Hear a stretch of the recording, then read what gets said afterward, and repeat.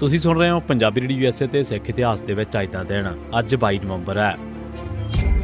22 ਨਵੰਬਰ 1664 ਗੁਰਗੱਦੀ ਸੰਭਾਲਣ ਮਗਰੋਂ ਗੁਰੂ ਤੇਗ ਬਹਾਦਰ ਸਾਹਿਬ ਪਹਿਲਾਂ ਕੀਰਤਪੁਰ ਗਏ ਅਤੇ ਬੀਬੀ ਰੂਪ ਕੌਰ ਅਤੇ ਹੋਰ ਰਿਸ਼ਤੇਦਾਰਾਂ ਨੂੰ ਮਿਲਣ ਮਗਰੋਂ ਮਾਝਾ ਤੇ ਮਾਲਵਾ ਦੇ ਵਿੱਚ ਧਰਮ ਪ੍ਰਚਾਰ ਦੇ ਦੌਰੇ ਤੇ ਚੱਲ ਪਏ। ਇਸ ਸਮੇਂ ਭਾਈ ਮੱਖਣ ਸ਼ਾਹ ਲਬਾਣਾ, ਦੀਵਾਨ ਦਰਗਾਹ ਮੱਲ ਅਤੇ ਕੁਝ ਹੋਰ ਦਰਬਾਰੀ ਸਿੱਖ ਗੁਰੂ ਜੀ ਦੇ ਨਾਲ ਹੀ ਸਨ। ਆਪ ਸਭ ਤੋਂ ਪਹਿਲਾਂ 22 ਨਵੰਬਰ 1664 ਦੇ ਦਿਨ ਗੁਰੂ ਦਾ ਚੱਕ ਅੰਮ੍ਰਿਤਸਰ ਪੁੱਜੇ। ਗੁਰੂ ਦਾ ਚੱਕ ਦੇ ਵਿੱਚ ਹਰਜੀ ਪੁੱਤਰ ਮਿਹਰਬਾਨ ਅਤੇ ਪੋਤਾ ਪ੍ਰਿਥੀ ਚੰਦ ਮੀਣਾ ਅਤੇ ਉਸ ਦੇ ਪੁੱਤਰਾਂ ਨੇ ਆਪ ਜੀ ਨੂੰ ਜੀ ਆਇਆਂ ਆਖਿਆ ਸੀ। 22 ਨਵੰਬਰ 1846 ਦੇ ਵਿੱਚ ਅੰਗਰੇਜ਼ਾਂ ਨੇ ਗੱਦਾਰਾਂ ਦੀ ਸਾਜ਼ਿਸ਼ ਸਦਕਾ ਸਿੱਖਾਂ ਨੂੰ ਹਰਾ ਦਿੱਤਾ ਅਤੇ ਸਿੱਧੇ ਤੌਰ ਤੇ ਲਾਹੌਰ ਤੇ ਤਕਰੀਬਨ ਕਬਜ਼ਾ ਹੀ ਕਰ ਲਿਆ ਸੀ। ਦਰਅਸਲ ਲਾਰਡ ਡਲਹੌਜ਼ੀ ਨੇ ਪੰਜਾਬ ਤੇ ਮੁਕੰਮਲ ਕਬਜ਼ਾ ਕਰਨ ਦਾ ਫੈਸਲਾ ਕੀਤਾ ਹੋਇਆ ਸੀ। ਉਸਨੇ ਇਨੀ ਦਿਨੀ ਆਪਣੇ ਇੱਕ ਨੋਟ ਦੇ ਵਿੱਚ ਲਿਖਿਆ ਸੀ ਕਿ ਜਦ ਤੱਕ ਫੌਜ ਦੇ ਵਿੱਚ ਸਿੱਖ ਕਾਇਮ ਨੇ ਅਤੇ ਸਿੱਖ ਅਫਸਰ ਅਹੁਦਿਆਂ ਤੇ ਤੈਨਾਤ ਨੇ, ਉਦੋਂ ਤੱਕ ਸਿੱਖਾਂ ਵੱਲੋਂ ਬਗਾਵਤ ਕਰਨ ਦੇ ਅਸਾਰ ਯਕੀਨਨ ਕਾਇਮ ਰਹਿਣਗੇ। ਇਸੇ ਕਰਕੇ ਸਭ ਤੋਂ ਪਹਿਲਾਂ ਉਸਨੇ ਚਤਰ ਸਿੰਘ ਅਤੇ ਉਸਦੇ ਪੁੱਤਰ ਸ਼ੇਰ ਸਿੰਘ ਅਟਾਰੀ ਵਾਲਾ ਨੂੰ ਹਟਾਉਣ ਦੀਆਂ ਤਰਕੀਬਾਂ ਸ਼ੁਰੂ ਕਰ ਦਿੱਤੀਆਂ। ਚਤਰ ਸਿੰਘ ਦੀ ਧੀ ਦੀ ਮੰਗਣੀ ਮਹਾਰਾਜਾ ਦਲੀਪ ਸਿੰਘ ਦੇ ਨਾਲ ਹੋਈ ਸੀ। ਜਦ ਅੰਗਰੇਜ਼ਾਂ ਨੇ ਅਟਾਰੀ ਵਾਲਿਆਂ ਤੇ ਵਾਰ ਕੀਤਾ ਤਾਂ ਉਹਨਾਂ ਨੇ ਵੀ ਜੰਗ ਕਰਨ ਦਾ ਫੈਸਲਾ ਕਰ ਲਿਆ। ਅਟਾਰੀ ਵਾਲਿਆਂ ਤੇ ਅੰਗਰੇਜ਼ਾਂ ਦੇ ਵਿਚਕਾਰ ਜੰਗ ਦੀਆਂ ਤਿਆਰੀਆਂ ਦਾ ਮਾਹੌਲ ਤਕਰੀਬਨ 2 ਮਹੀਨੇ ਚੱਲਦਾ ਰਿਹਾ। ਦੋਵਾਂ ਧਿਰਾਂ ਦੇ ਵਿੱਚ ਪਹਿਲੀ ਲੜਾਈ 22 ਨਵੰਬਰ 1848 ਦੇ ਦਿਨ ਰਾਮਨਗਰ ਦੇ ਵਿੱਚ ਹੋਈ। ਅੰਗਰੇਜ਼ੀ ਫੌਜ ਦੀ ਕਮਾਂਡ ਜਨਰਲ ਗੱਫ ਦੇ ਕੋਲ ਸੀ। ਭਾਵੇਂ ਇਹ ਲੜਾਈ ਬਿਨਾਂ ਕਿਸੇ ਫੈਸਲੇ ਦੇ ਖਤਮ ਹੋ ਗਈ, ਪਰ ਇਸ ਲੜਾਈ ਦੇ ਵਿੱਚ ਦੋਹਾਂ ਧਿਰਾਂ ਦਾ ਕਾਫੀ ਨੁਕਸਾਨ ਹੋਇਆ। ਅੰਗਰੇਜ਼ਾਂ ਦੇ ਸੈਂਕੜੇ ਫੌਜੀਆਂ ਤੋਂ ਇਲਾਵਾ ਉਹਨਾਂ ਦੇ ਬ੍ਰਿਗੇਡੀਅਰ ਜਨਰਲ ਕਿਊਟਨ ਅਤੇ ਲੈਫਟੀਨੈਂਟ ਕਰਨਲ ਹੈਵਲਾਕ ਵੀ ਮਾਰੇ ਗਏ। ਇਹਨਾਂ ਨੁਕਸਾਨ ਕਰਵਾਉਣ ਤੋਂ ਬਾਅਦ ਅੰਗਰੇਜ਼ ਕਈ ਹਫ਼ਤੇ ਸਹਿਮੇ ਰਹੇ ਅਤੇ ਅਗਲਾ ਪੈਂਤੜਾ ਸੋਚਦੇ ਰਹੇ। ਸੰਨ 1947 ਦੇ ਵਿੱਚ ਪਾਕਿਸਤਾਨ ਬਣਨ ਮਗਰੋਂ ਸਿੱਖਾਂ ਨੂੰ ਪੱਛਮੀ ਪੰਜਾਬ ਛੱਡਣਾ ਪਿਆ। ਨਨਕਾਣਾ ਸਾਹਿਬ ਕਿਉਂਕਿ ਉਧਰ ਸੀ, ਇਸ ਕਰਕੇ ਸਿੱਖ ਉੱਥੇ ਜਾ ਨਹੀਂ ਸਕਦੇ ਸਨ। ਅਖੀਰ ਜਦ ਸਿਆਸੀ ਹਾਲਾਤ ਠੀਕ ਹੋਏ ਤਾਂ ਸਿੱਖਾਂ ਨੂੰ ਪਾਕਿਸਤਾਨ ਜਾਣ ਦੀ ਖੁੱਲ੍ਹ ਮਿਲ ਗਈ। 22 ਨਵੰਬਰ 1949 ਦੇ ਦਿਨ ਪਹਿਲਾ ਜੱਥਾ ਗੁਰੂ ਨਾਨਕ ਸਾਹਿਬ ਜੀ ਦਾ ਗੁਰਪੁਰਬ ਮਨਾਉਣ ਵਾਸਤੇ ਉੱਥੇ ਗਿਆ ਸੀ। 22 ਨਵੰਬਰ 1967 20ਵੀਂ ਸਦੀ ਦੇ ਪਹਿਲੇ ਅੱਧ ਦੇ ਵਿੱਚ ਸਿੱਖਾਂ ਦੇ ਵਿੱਚ ਸਭ ਤੋਂ ਵੱਧ ਨਾਂ ਕਮਾਉਣ ਵਾਲੇ ਮਾਸਟਰ ਤਾਰਾ ਸਿੰਘ ਦੀ ਮੌਤ 22 ਨਵੰਬਰ 1967 ਦੇ ਦਿਨ ਹੋਈ ਸੀ। ਮਾਸਟਰ ਤਾਰਾ ਸਿੰਘ ਦਾ ਜਨਮ 24 ਜੂਨ 1885 ਦੇ ਦਿਨ ਬਖਸ਼ੀ ਗੋਪੀ ਚੰਦ ਮਲਹੋਤਰਾ ਦੇ ਘਰ ਪਿੰਡ ਹਰਿਆਲ ਰਾਵਲਪਿੰਡੀ ਦੇ ਵਿੱਚ ਹੋਇਆ ਸੀ। ਸਕੂਲ ਦੀ ਪੜ੍ਹਾਈ ਦੇ ਦੌਰਾਨ ਹੀ ਉਹਨਾਂ ਨੇ ਖੰਡੇ ਦੀ ਪਹੁਲ ਲੈ ਲਈ ਅਤੇ ਨਾਨਕ ਚੰਦ ਤੋਂ ਤਾਰਾ ਸਿੰਘ ਬਣ ਗਿਆ ਸੀ। ਕਾਲਜ ਦਾਖਲ ਹੋਣ ਵੇਲੇ ਤੱਕ ਉਸ ਦੀ ਸ਼ਖਸੀਅਤ ਦੇ ਵਿੱਚ ਇੱਕ ਆਗੂ ਜਨਮ ਲੈ ਚੁੱਕਾ ਸੀ।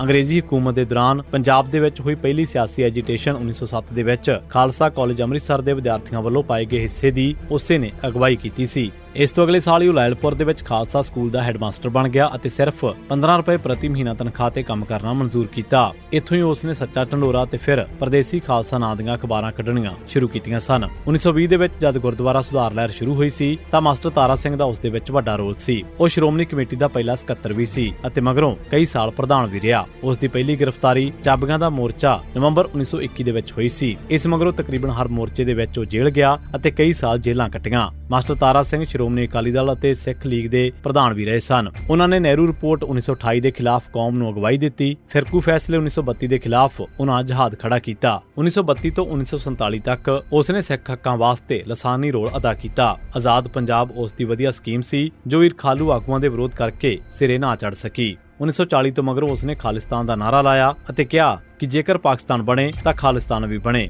ਇਹ ਗਲਤ ਹੈ ਕਿ ਅੰਗਰੇਜ਼ ਖਾਲਿਸਤਾਨ ਦਿੰਦੇ ਸਨ, ਪਰ ਬਲਦੇਵ ਸਿੰਘ ਜਾਂ ਤਾਰਾ ਸਿੰਘ ਨੇ ਲੈਣ ਤੋਂ ਨਾ ਕਰ ਦਿੱਤੀ। ਹਾਂ, ਇਹ ਜ਼ਰੂਰ ਸਹੀ ਹੈ ਕਿ ਮਾਸਟਰ ਤਾਰਾ ਸਿੰਘ ਅਤੇ ਬਾਕੀ ਆਗੂ ਅੰਗਰੇਜ਼ਾਂ ਦੇ ਧੱਕੇ ਤੋਂ ਘਬਰਾ ਗਏ ਅਤੇ ਬੌਂਦਲੇ ਹੋਇਆਂ ਨੇ ਪਾਕਿਸਤਾਨ ਦੇ ਵਿੱਚ ਜਾਣ ਤੋਂ ਬਚਣ ਲਈ ਭਾਰਤ ਵਿੱਚ ਸ਼ਾਮਲ ਹੋਣਾ ਮੰਨ ਲਿਆ ਸੀ। 1947 ਤੋਂ ਮਗਰੋਂ ਵੀ ਮਾਸਟਰ ਤਾਰਾ ਸਿੰਘ ਨੇ ਸਿੱਖਾਂ ਦੇ ਹੱਕਾਂ ਵਾਸਤੇ ਵੱਡੀ ਜਦੋਜਹਿਦ ਕੀਤੀ। ਮਾਸਟਰ ਤਾਰਾ ਸਿੰਘ ਦੇ ਜਦ ਸਾਰੇ ਸਾਥੀ ਵਜ਼ੀਰੀਆਂ ਤੇ ਤਾਕਤ ਵਾਸਤੇ ਕਾਂਗਰਸ ਦੀ ਝੋਲੀ ਪੈ ਕੇ ਪੰਥ ਦੇ ਨਾਲ ਗਦਾਰੀ ਕਰਨ ਵਾਸਤੇ ਤਿਆਰ ਹੋ ਗਏ ਸਨ ਤਾਂ ਉਹ ਇਕੱਲਾ ਹੀ ਚੰਦ ਕੁ ਸਾਥੀਆਂ ਸਣੇ ਡਟਿਆ ਰਿਹਾ ਸੀ। ਉਸਨੇ ਪੰਜਾਬੀ ਸੂਬੇ ਵਾਸਤੇ ਵੀ ਜੇਲ੍ਹ ਕੱਟੀ। 1947 ਤੋਂ ਮਗਰੋਂ ਉਹ ਦਰਜਨ ਤੋਂ ਵੱਧ ਵਾਰ ਜੇਲ੍ਹ ਗਿਆ। ਉਸਨੇ ਪੰਜਾਬੀ ਸੂਬੇ ਵਾਸਤੇ ਮਰਨ ਵਰਤ ਰੱਖਿਆ। ਉਸਨੇ ਸਿੱਖ ਹੋਮਲੈਂਡ ਦਾ ਨਾਅਰਾ ਲਾਇਆ ਤੇ ਸਿੱਖਾਂ ਦੇ ਹੱਕਾਂ ਵਾਸਤੇ ਜਦੋਜਹਿਦ ਜਾਰੀ ਰੱਖੀ। ਮਾਸਟਰ ਤਾਰਾ ਸਿੰਘ 1909 ਦੇ ਵਿੱਚ ਸਿਆਸਤ ਦੇ ਵਿੱਚ ਆਇਆ ਸੀ ਅਤੇ 1967 ਦੇ ਵਿੱਚ ਉਸਨੇ ਚੜ੍ਹਾਈ ਕੀਤੀ। ਇਸ 58 ਸਾਲ ਦੇ ਵਿੱਚੋਂ 40 ਸਾਲ ਉਹ ਸਿੱਖ ਕੌਮ ਦਾ ਵਾਹਿਦ ਆਗੂ ਬਣਿਆ ਰਿਹਾ। ਮਾਸਟਰ ਤਾਰਾ ਸਿੰਘ ਉਹ ਸ਼ਖਸ ਸੀ ਜਿਸ ਦੇ ਬੋਲ ਲੰਡਨ ਅੰਗਰੇਜ਼ ਹਕੂਮਤ ਅਤੇ ਦਿੱਲੀ ਦੇ ਤਖਤ ਨੂੰ ਹਿਲਾ ਦਿੰਦੇ ਸਨ। ਤਵਾਰੀਖ ਨੇ ਅਤੇ ਕੁਝ ਸਿੱਖ ਆਗੂਆਂ ਨੇ ਮਾਸਟਰ ਤਾਰਾ ਸਿੰਘ ਦੇ ਨਾਲ ਇਨਸਾਫ ਨਹੀਂ ਕੀਤਾ। ਇਹ ਠੀਕ ਹੈ ਕਿ ਕੁਝ ਸਿੱਖ ਆਗੂਆਂ ਦੀਆਂ ਕੋਸ਼ਿਸ਼ਾਂ ਦੇ ਨਾਲ ਮਾਸਟਰ ਤਾਰਾ ਸਿੰਘ ਦਾ ਬੁੱਤ ਦਿੱਲੀ ਦੇ ਵਿੱਚ ਰਕਾਬਗੰਜ ਗੁਰਦੁਆਰਾ ਦੇ ਬਾਹਰ ਅਤੇ ਉਹਨਾਂ ਦੀ ਤਸਵੀਰ ਪਾਰਲੀਮੈਂਟ ਹਾਲ ਦੇ ਵਿੱਚ ਲੱਗੀਆਂ ਹੋਈਆਂ ਨੇ, ਪਰ ਉਸ ਵਰਗੀ ਦੇਣ ਵਾਲੇ ਵਾਸਤੇ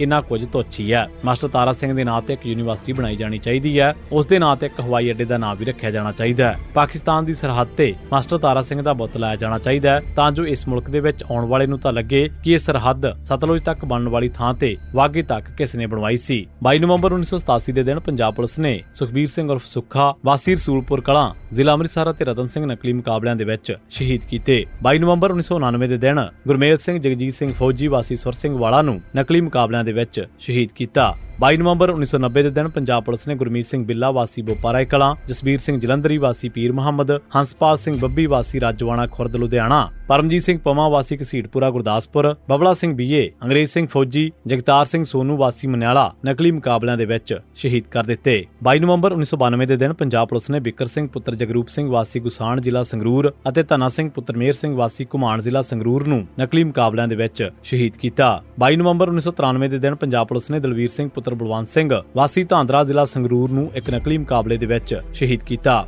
ਇਹ ਸੀ ਸਿੱਖ ਇਤਿਹਾਸ ਦੇ ਵਿੱਚ ਅੱਜ ਦਾ ਦਿਨ। ਤੁਸੀਂ ਸੁਣਦੇ ਰਹੋ ਪੰਜਾਬੀ ਰੇਡੀਓ USA।